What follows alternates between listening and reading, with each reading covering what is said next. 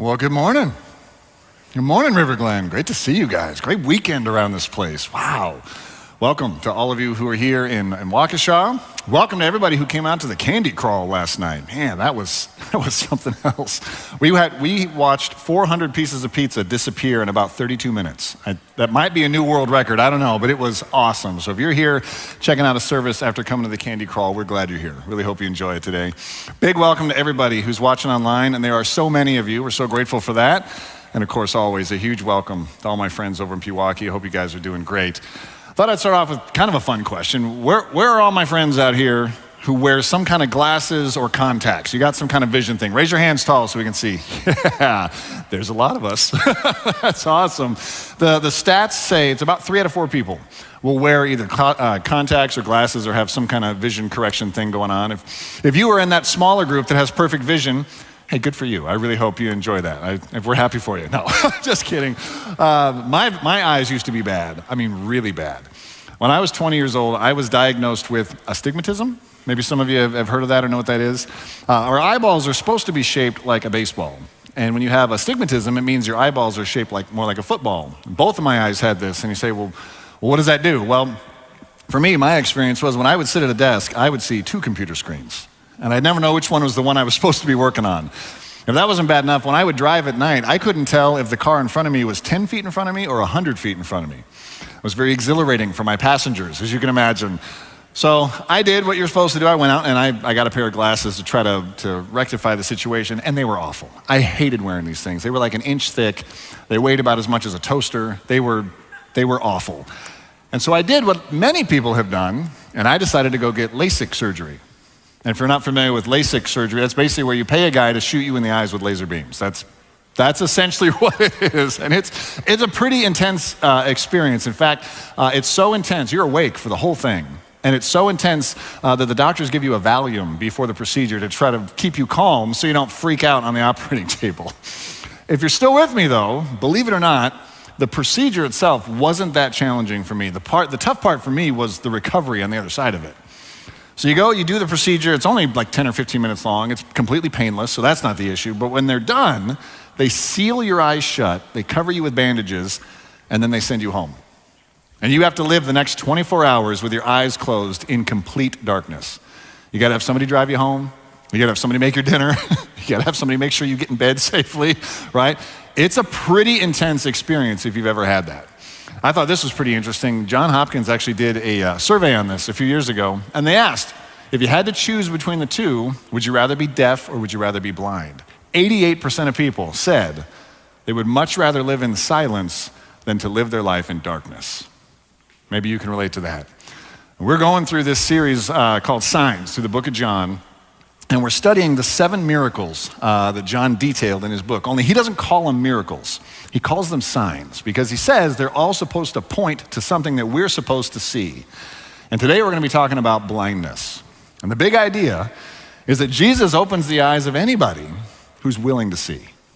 Jesus will open the eyes of any one of us, anybody, if you're willing to see. And you say, well, willing? What do you mean by that? What is that supposed to mean? Well, actually, as we're going to take a look at, there are 2 kinds of blindness. There's the one that we're all familiar with, right? There's physical blindness. Maybe you even know somebody who has that. You know, if you're physically blind, a lot of people are born that way, or maybe they've had an illness, or maybe even some kind of an accident, and they live like what we just described, in complete darkness. And what you lose when you're physically blind is you lose the ability to ever be truly and fully independent, right? Most folks are able to function pretty well, but you never gain full independence. But that's not the only kind of blindness. As we're going to look at in this chapter, there's a whole other thing called spiritual blindness, and spiritual blindness is totally different. Almost anyone who has spiritual blindness is that way by choice. They've chosen to be that way. They're unwilling or unable to see spiritual things and spiritual truths. And what you lose when you're unwilling to see spiritual truth is you lose the ability to discover true meaning and true purpose in life. You miss out on the experience of ever connecting your story to a story much bigger than your own. That's what spiritual blindness will cost you. And so that brings up the question, well, how do you know if you're spiritually blind? Or how spiritually blind are you or could you be? That's what we're going to look at today. We're going to be in the New Testament book of John, chapter 9. John makes it real easy on us. The entire chapter is dedicated to this one particular sign. So if you brought your Bible with you or your YouVersion app, you can follow along with us. If you're watching online, we're going to put the words up on the screens for you. John chapter 9, starting in verse 1, says this. As Jesus went along, he saw a man blind from birth. His disciples asked him a question. Rabbi, who sinned? Was it this man or his parents to cause him to be born blind? Now, if you're like me, you read that question and you're like, what? That kind of sounds like it's out of left field. That kind of sounds like a crazy question. Who sinned? What are you talking about? But believe it or not, you do a little digging on this. In the first century, this question was actually perfectly valid. And it was valid because the religious leaders at the time actually taught that if you had some kind of deformity or disability or some kind of defect, that is because you sinned or someone in your family line sinned. And this is your penance, this is your punishment. You say, well, that seems kind of harsh. It didn't end there. This train of thought actually went so far. These guys used to actually think and believe and teach that if a baby was born this way, that somehow this baby figured out a way to sin in the womb, and thus this was their curse or their punishment for the sins they committed before they were even born. Right? We look at that and we think that is absurd. That doesn't sound at all like the God that I know of. And you're right, but be careful. Because a lot of us kind of buy into this way of thinking more than we might think. There's a lot of people out there who think this way, only we don't call it this, we call it something trendy. What do we call it? Karma. This sounds a whole lot like karma. And there are a lot of people that buy into the idea of karma because it's simple, it makes sense. Karma asks what and why questions. What happened to him? Why did this happen to her? And we like karma because it gives us a feeling of like cosmic understanding. Well, if you do good, you get good. And if you do bad, you get bad. And if good things are happening in your life, clearly you've done some good things. And if bad things have happened in your life, well, hey, sorry to be you. Well, Jesus doesn't ask karma questions. This is the big problem. Jesus doesn't do karma. He doesn't teach karma. He didn't model karma, and he's not expecting us to buy into this idea. Jesus doesn't ask what or why questions. Jesus turns the whole thing over and he asks them a who question. He says, don't worry about why this happened. Let's ask who can fix it? Who has the power to change this situation? And so here was his response to their question. Verse 3, neither this man nor his parents sinned, said Jesus, but this happened so that the works of God might be displayed in him. Jesus says, make no mistake, God did not cause this man to be born blind. That would be indescribably cruel. But God does see his pain, and God sees your pain, and God sees all the pain and all the suffering in our world, and he sees it as an opportunity to exert his power to bring him glory and to cause change. I like the way author N.T. Wright describes this tension. He says it this way.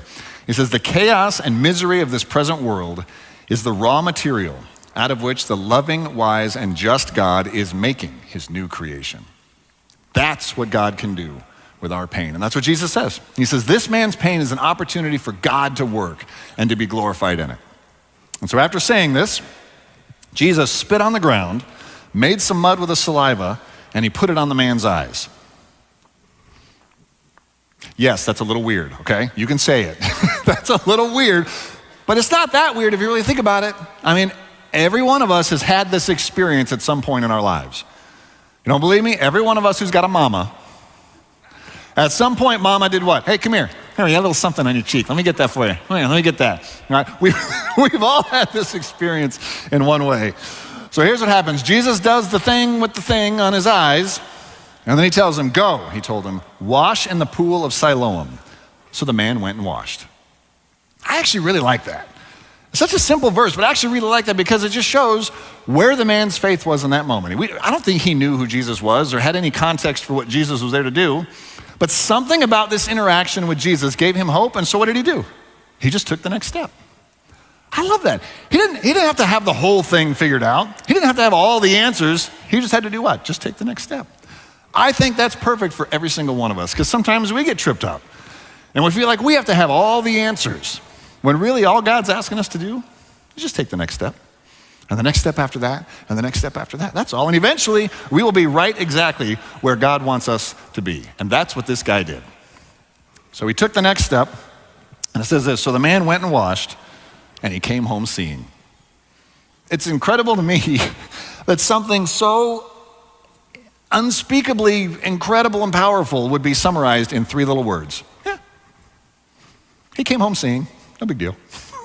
It is a big deal. It's a crazy deal. Imagine you were this guy, right? Just imagine this. You're born in the 1st century and you are born blind, which basically means it's a death sentence. Right? You will never have a normal life. You will never have a comfortable life. You'll never have a job. You'll never have a family. Your entire existence, if you can pull it off, will be sitting by the side of the road and begging people for charity so that you can survive. That's the life this guy had. And in an instant, all of that changed, and he was given his sight. Obviously, we'd all agree, the greatest day in this man's life, right? And I think a lot of times, we stop reading right there. Right? This man was born this way. Here comes along Jesus, gives him a miracle. Now he can see. Awesome. Let's have a party. And a lot of times we do that, and that's okay. But I think we miss out on the whole other part of why this was in there. Remember, John was with Jesus for 3 years. And in 3 years, John saw Jesus do hundreds, maybe even thousands of miracles. And of all that incredible stuff he was an eyewitness to, he picked 7. Only 7. For us to think about and read about and react to today. 7, because each one of them is a sign pointing us towards something we're supposed to see. So to stop reading the chapter here would be a mistake. So we're going to keep going. Verse number 8. Here's what happens next. His neighbors, the man's neighbors, and those who had formerly seen him begging asked, "Isn't this the same man who used to sit and beg?" Some claimed that he was, and others said, No. He only looks like him. But he himself insisted, "Guys, it's me. It's me. I can see, it's me. It really is me."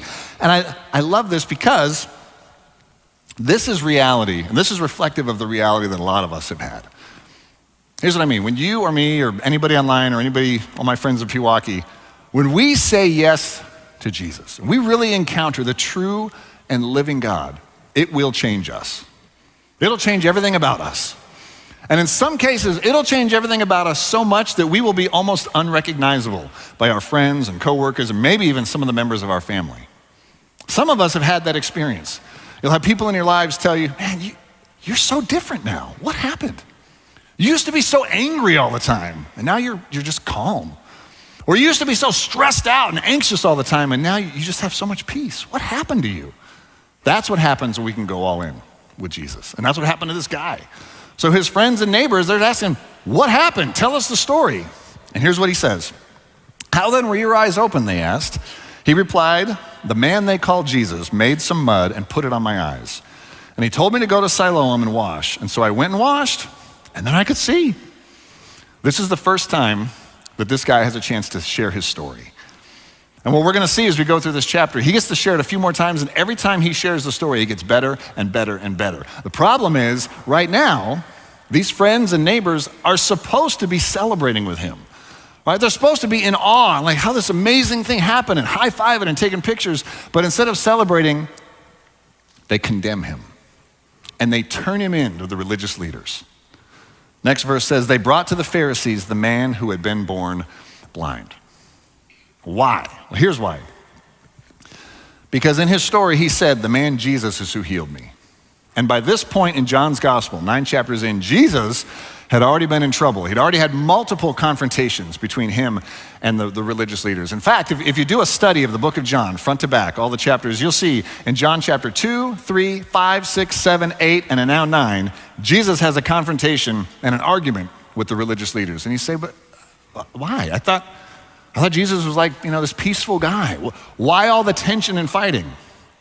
It's real easy. And maybe for some of us, it's a new way of understanding who Jesus is and what he came to do, which might be helpful. Jesus didn't come to bless the world. Jesus came to change the world. And change is hard for some people. And it was hard for these first century religious leaders. They didn't get it. They were spiritually blind. Jesus didn't come to maintain the status quo. He came to destroy it, and he wasn't afraid to get in trouble while doing it. I don't know about you. I actually kind of like that. That's inspiring to me when I read about Jesus in that particular perspective. And in this instance, Jesus got in trouble because he chose to perform this sign on the Sabbath. And the Sabbath is just what they consider to be their holy day. We call it Sunday.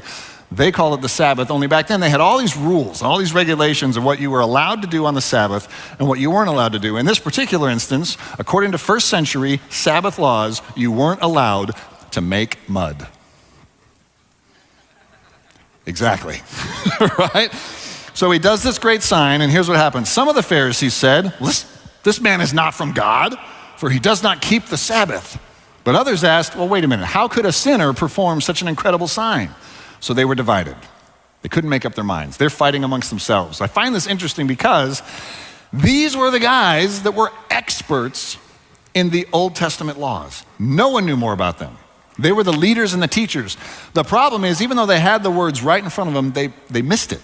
They missed the heart that was behind these laws. They missed the fact that God put these laws in place for our benefit, not for our detriment. And it's not the first time Jesus had an argument with them specifically about the Sabbath. In another narrative of Jesus' life, the book of Mark, chapter 2, Jesus again has this conversation with them, and he tries to set the record straight. He says this, the Sabbath was made to meet the needs of people, not people to meet the requirements of the Sabbath. Now, some of the religious leaders got it, but some of them were still blind to it. And so in this instance, they call the guy back and they interrogate him again. They ask him again. Here's what happens. They turn again to the blind man. What do you say about him? Who do you say this guy is? This guy that opened your eyes? The man replied, he is a prophet. And that word prophet there is important. This is the second time he's had a chance to tell his story. And he calls Jesus a prophet. A prophet in that day just meant like a holy man or like somebody who could speak for God. And so that's the direction this guy's narrative is heading, right? It's starting to move upward, and the Pharisees don't like this. They don't like this direction, so they try to put another stop to us. And they come up with this idea of, what if we just took this tact? What if we just act as if the whole thing were a hoax? What if we just, maybe the guy made the whole thing up. Let's call his parents in and question them and see for sure, was he really born this way, or is he just making this whole thing up? So they bring the guy's parents in and they question them. Here's what the parents say. We know he is our son, the parents answered. And we know that he was born blind. There's our facts. But how he can see now, or who opened his eyes, we don't know. Ask him. He is of age. He'll speak for himself. Now, some of the parents in the room, you kind of pick up on the nuance in that verse. This is actually a really sad part of the story. Think about what this man's family would have been like. Many years ago, they had their son, and the moment they found out that he had been born blind, they would have been instantly heartbroken. Knowing that their son would suffer for his entire life, might not even live that long. And they've been with him, they care for him, they supported him through all these years, and on the greatest day of his life, they turn their back on him. He's of age, ask him. He can answer for himself. You say, why? Well, that's what fear will do to you. Fear makes us do irrational things. Fear makes us forget who we are and whose we are. You say, well, what were they afraid of? Well, again, by chapter 9 in John, Jesus had already been in trouble so much. He'd been so disruptive, so much, that the religious leaders had issued an edict to the entire community saying that anybody even mentions the name of Jesus, much less puts their faith in him, they would be expelled from the synagogue. And the synagogue was their version of church. We call it church. They call it a synagogue, only it was much more significant than what we understand as church today. I mean, to be a part of the synagogue it was a central part of their culture and a central part of the community. So to be expelled would be basically like being kicked out of town and not allowed to come back. Super harsh. Matthew Henry wrote a commentary on the Bible, one of the best out there. He captures the tension in this moment really, really well. He says this, much unrighteousness and uncharitable judging is occasioned by men's making the rules of religion more strict than God made them. Ain't that the truth? Some of you have had that experience, and I'm so sorry for that. So the story goes on. The man's parents were no help, so they get rid of them. They bring the guy back, and they question him a third time. This time they give him an ultimatum. They say, look, give glory to God by telling us the truth. We know this man Jesus is a sinner. And this man replied in what I think, you guys, has to be one of the most amazing verses in the whole Bible. He summons up all the courage that he had in that moment and all the practicality, and he simplifies the whole thing, and he just says this, whether he's a sinner or not, I don't know. One thing I do know is that I was blind and now I can see. Boom. Mic drop. Full stop. Whatever you're supposed to say there to like punctuate it, right? Burn! I was blind and now I can see. That's it, guys. Don't you get it? Don't you see that? And I love that because it reminds all of us the most powerful thing you have is the story that God is writing in you.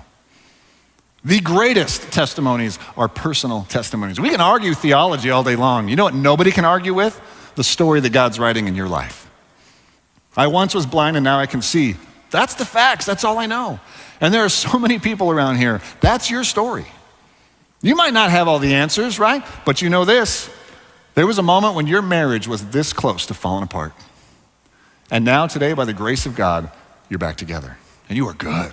You are doing great.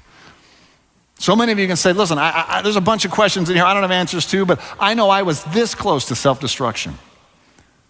And now you are safe, and you are whole, and you are walking on the path God has for you. That is the story that so many of us have. We could say, I once was lost, but now I am found. Glory be to God. 2 Samuel captures this perfectly. He says this, "O Lord, you are my lamp. The Lord lights up my darkness." That's what it means to have our spiritual eyes open, to see it all. Honestly, that's why we get so excited for Easter around here. That's why we get so excited to invite as many people as we can. We got all these seats in all of our campuses. We want them filled so that everybody can see and experience the light and life that comes from being on the path that God has for us. Sadly, though, these first century religious leaders, they didn't see it that way. After this man delivers this amazing testimony, they hurled insults at him. And they said, you are this guy's disciple, but we are disciples of Moses. We know that God spoke to Moses, but as for this fellow Jesus, we don't even know where he comes from. Isn't that incredible? He's right there with them, right in front of their eyes, and they couldn't see it. That's what spiritual blindness does to us. And I find it interesting because it's often not, a theological debate or a doctrinal debate or even a question of morality. It's pride. It's pride that keeps our eyes closed. It's pride that keeps us in the dark. Again, Matthew Henry said it really well. He said, "For there's no greater hindrance to the salvation of souls than self-sufficiency." We spend too much time looking inward when we should be looking upward. And this guy in the story, he got that. He knew that. He knew where this miracle had come from. He knew whose story he was a part of. And so he fires back at these guys and he says, look, nobody has ever heard of opening the eyes of a man born blind. If this man were not from God, he could do nothing. This is the third time he's told his story. And he just nails it. He hits the nail right on the head. He looks back at these guys again for the first time, looks them in the eyes and draws a line in the sand. He says, guys, God did this. And if you can't see that, then you're the ones that are blind. To this they replied, you were steeped in sin at birth. How dare you lecture us? And they threw him out. They threw him out. Greatest day in this guy's life and the worst day in this guy's life on the exact same day. First time he's ever been able to see and actually walk into the temple and see its glory and see the people who he gets to worship with, and on the same day gets thrown out. But the good news is that's not the end of the story. This is where this starts getting really, really good. Next verse says, Jesus heard that they had thrown him out, and when he found him, it's super easy for us to just be reading along and skip that. But you got to pause right there and see the power in that verse. Candidly, this is my favorite verse in this whole narrative. And maybe it's that way because it speaks to my story. The fact that Jesus would go looking for him, to me, is incredible. Because so oftentimes we think if we're out on our own, we got to find our own way back. We got to go find ourselves. And Jesus says, no, I'm looking for you. That was my story. I was so lost I couldn't find my way back, so Jesus came looking for me. And somebody here, I don't know who, but somebody here today, you need to hear this. Jesus is looking for you. You've been thrown out. You've been tossed aside. You've been disregarded or disrespected. Somebody told you you're not good enough and you never will be, and you need to know this. You are worth searching for. You are even worth dying for. Jesus is looking for you. That is the truth. I don't care what anybody else told you. That is the truth. So Jesus goes looking for this man. And when he finds him, He looks him in the eyes for the very first time, and he asks him what I think is the most important and profound question that any one of us will ever answer in our entire lives. He looks at him and he says, do you believe? Do you believe in the Son of Man? Remember, he didn't know who he was talking to. He'd never seen Jesus face to face. He was down at the water when he got his sight back, and Jesus was already gone. So this is the first time he's looking at him. And he asks him, do you believe? And here's his response. He says, who is he, sir? The man asked. Tell me so that I may believe in him. Jesus said, you have now seen him. In fact, he is the one speaking to you. The man said, Lord, I believe. And he fell and he worshiped him. He called Jesus Lord. Now, you probably missed this. Maybe you didn't. I missed this the first couple times I read this chapter. Someone had to point this out to me, and it blew my mind. This man had his entire spiritual journey in just a few short verses. You remember back at the beginning, the first time he told his story, he says, who did this to you? He says, a man called Jesus. And then a few verses later, who did this to you? Well, he was a prophet. And then now at the end of the story, verse 38, he finally recognizes who Jesus is. And he calls him Lord. And he falls to his knees and he worships him. That right there is what this sign was pointing towards. That right there is the reason John collected these 7 signs and put them in this book. Not so that we'd be entertained, but so that we would follow the example and that we would believe. That we would answer that question, do you believe? Do you believe that Jesus Christ is the Son of the living God, sent to earth to pay the penalty for our sins so that we can be forgiven, and rose again so that we can have new life in him? Do you believe that? Or, I don't know, do you believe that Jesus was a good guy? And he lived a long time ago, and he said some good stuff, and he did some good things? Which one of those is that for you? That is the choice we have to make. Author C.S. Lewis, the guy who wrote Chronicles of Narnia, he wrote this challenge to us, so striking, so good. I'm just going to read you what he said. He says, you must make your choice. Either this man Jesus was and is the Son of God, or else a madman or something worse. You can shut him up for a fool, you can spit at him, and you can kill him as a demon, or you can fall at his feet and call him Lord and God. But let us not come with any patronizing nonsense about his being a great human teacher. He has not left that open to us, and he did not intend to. That's why we say Jesus opens the eyes of anyone willing to see. That means some people will see and some people won't. And those who do so by grace, and those who don't, do so by choice. That's the choice we all have. And so we sit and we look at this story and we kind of zoom out a little bit. I wonder, who in the story do you connect with the most? Whose part in the story that most resonates with you? I'm sure maybe for a lot of you, you resonate most with the man in the story, right? The central person. Because you recognize that you were blind, or you are blind and you're ready to see. You want to see, baby. You believe in Jesus and you are ready to make him the center and the forgiver of your life. And if that is you, if you have made the decision to follow Jesus, we are cheering for you. That is the reason we do everything we do as a church. I want you to hear the story of a friend of ours here at River Glen who just made that decision. And he wanted to share his story with all of us. Take a look at the screens.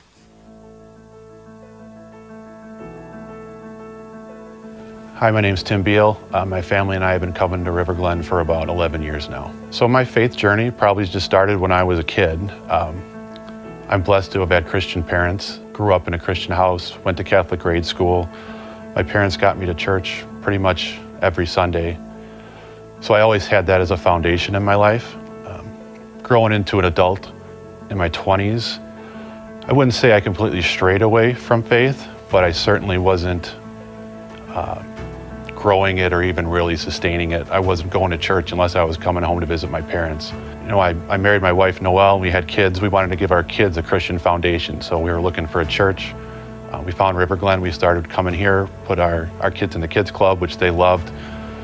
And it was all very new to me, having been raised Catholic, going to some very, by the book services. So wasn't quite used to the band, wasn't quite used to the messages, but I found the messages very insightful. They were addressing doubts that I had in my life about my faith as I was growing into my 20s, and they were directly addressing them, which I'd never experienced before. My daughter, Chloe, couple years ago decided she wanted to get baptized at one of the services, and was kind of blown away by that. My wife did it the exact same day, which was a very proud moment for me to see them make that decision for themselves. There was still something holding me back. I think I didn't feel quite ready, and I wanted to learn more and keep studying. But there was a service last December where they were doing baptisms, and I just decided, I need to take this deliberate step forward. I'm stagnant right now. I need to move forward. So I told my wife and daughters I was going to do it, and my daughter Ella decided she wanted to do it. And I kind of held her back a little bit, and I said, well, don't do it just because I'm doing it. I want you to understand why you're doing it. And we talked, and she understood. She'd been going to the kids club here for years, so she had a pretty good understanding. I would say a very good understanding. So we did it together, and that was a really happy moment to do that with my daughter together, just like my wife did it with Chloe.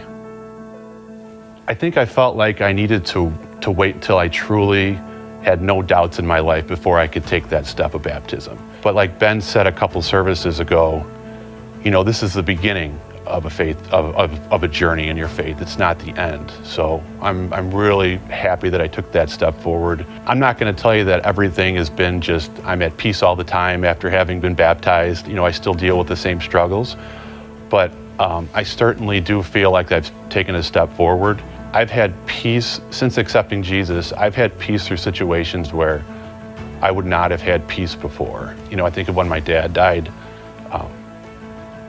Just having that faith got me through that situation better than I know I could have done that before. Life's gonna get tough if you're not grounded in faith and don't have an eternal outlook in life, because you can easily get very caught up in doing things that you may regret later. For anybody considering baptism and not quite sure, you never know until you do it. You take that step.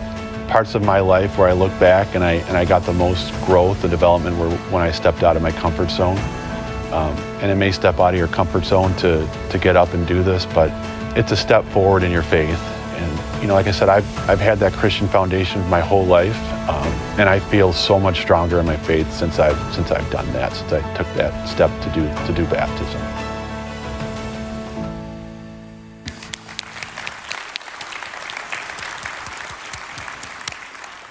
All I know is I once was blind and now I can see. You remember what Jesus told the man to do in the story? He told him to get in the water. And if that is you, then your next step is to be baptized next weekend at one of our Easter services. We're doing them at all of our services at both campuses. We can't wait to celebrate your moment with you in the water. Sign up today. You got the card in front of you can sign up on, or stop at the Next Steps Hub at either campus so we can celebrate that moment. But maybe that's not you. Maybe you already did that. Maybe you did that a while ago. So maybe the people that you relate to most in the story are the disciples. I love the disciples in this particular story. I love them because they're curious. And they're courageous enough to be curious. Remember, the whole start of the story was them asking that crazy question. I love that. Because sometimes, you get doing this for a little while and you start thinking that you got to act like you have it all together. And we get reluctant to ask any questions because if I ask a question, then other people will know I don't know and I don't have all the answers. And so we just kind of just cower away and we don't ask. Or worse, way worse, maybe you're on the way other end of that spectrum. And you've been doing this a real long time and you act like you do have all the answers. Like you do know it all. You say things like, I heard this message before. I sung these songs before. Been there, done that. That's a whole different problem. So I want to encourage you, if that's you, either one of you, I want you to be like the disciples. Stay curious. Stay curious. Each one of us is on a journey. That's why we call faith a journey. We're all on a journey, and we all have so much to learn. So much. Listen, there are centuries of wisdom in here, and an eternity we're trying to figure out. I promise you, you don't know it all. I don't know it all. Nobody around here knows it all. Keep learning. Stay curious. Even Jesus taught us that. Jesus said to approach him like a child. And what are children? They are perpetually curious. Always have the spirit of discovery. That is a big reason why we give all of you a free subscription to Right Now Media. You say, well, what is Right Now Media? If you're not familiar, think of Right Now Media like the Netflix of Christian content. There are tens of thousands of hours of Bible studies and topical studies in there by the greatest and best spiritual and theological teachers of our generation. And it's all completely free for you. My group is going through a study on Right Now Media right now, and it's awesome. You can pop on our website to check it out or stop by at the Next Steps Hub, and we'll show you how to unlock your free subscription. And for all the parents in the room, there's a huge selection of great content for kids and students. All the generational studies right now are saying that Gen Z, more than half of Gen Z are asking spiritual questions and open to spiritual answers. So meet them where they're at and use this tool to your advantage. But maybe you're not like the man and maybe you're not like the disciples. Actually, maybe the people you relate to most in this story are the Pharisees. Here's what I mean by that. You go to church just enough to be considered a good person. But that's where it ends. You've never really let God in. You've never really opened up and experienced the power of the living God or the presence of Him in your life. You got a good life going. You don't need anything spiritual to get in the way. And so like the Pharisees, you just keep Jesus at a distance. If that's you, I need you to hear something. We're glad you're here. I mean that. We are glad you're here. We're the kind of church where it's okay to belong here before you believe. So you just keep coming. You just keep coming. You keep drinking free coffee. That's what it's there for, right? We want you here, but I gotta warn you. I gotta warn you, you keep coming around, you need to know that me and everybody else in here and everybody online and all my friends in Pewaukee, we're praying for you. We're praying for you big time. We pray the words of Paul in Ephesians 3. He says this, I have not stopped thanking God for you. I pray for you constantly, asking God, the glorious Father of our Lord Jesus, to give you spiritual wisdom and insight so that you may grow in your knowledge of God. We are praying for your eyes to be opened because we love you and we want you to have that experience. I want to encourage you to try something a little crazy. It's a little bold. I want to invite you to say a prayer. Say prayer, what kind of prayer? It's really short, but it might change everything you know about God. Just pray this, God, if you are real, then please reveal yourself to me. That's it. I can't tell you how many millions of people have prayed that prayer and how many millions of answers that they've received. Your answer will be unique to you.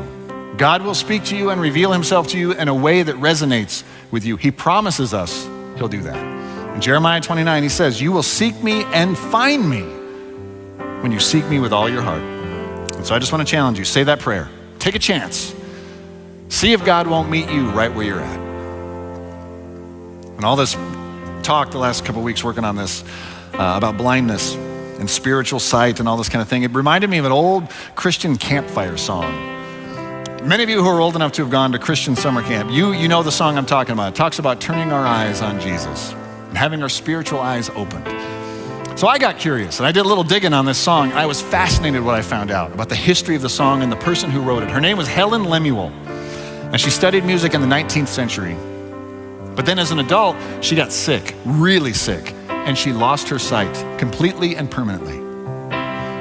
If that wasn't bad enough, her husband she was married to at the time didn't want to be married to a blind woman, so he left her. Left her to fend for herself in solitude and in darkness 200 years ago. And in the depths of her pain and suffering, she encountered the teachings of a missionary woman clear on the other side of the world. And these words that she encountered spoke of mercy and of power and of glory and most of all, of hope in the darkness. And it was at that moment she realized that spiritual blindness is so much worse than physical blindness. And she put her hope and faith and trust in Jesus. And she said she felt so overcome with hope that she wrote a song. So these words just burst out of her. I'll read you just some of the lyrics. It says, "O soul, are you weary and troubled? No light in the darkness you see? There's light for a look at the Savior and life more abundant and free." She says, turn your eyes upon Jesus. Look full in his wonderful face, and the things of earth will grow strangely dim in the light of his glory and grace. That's what it looks like to have our spiritual eyes opened. And that is our hope for you, that your eyes would be open to see the truth. Jesus was real. His life and his teaching is real. His miracles and signs are real. His sacrifice for you is real. And his invitation to open your eyes and give you new life is real. Jesus opens the eyes of anybody willing to see. We just hope that you will see.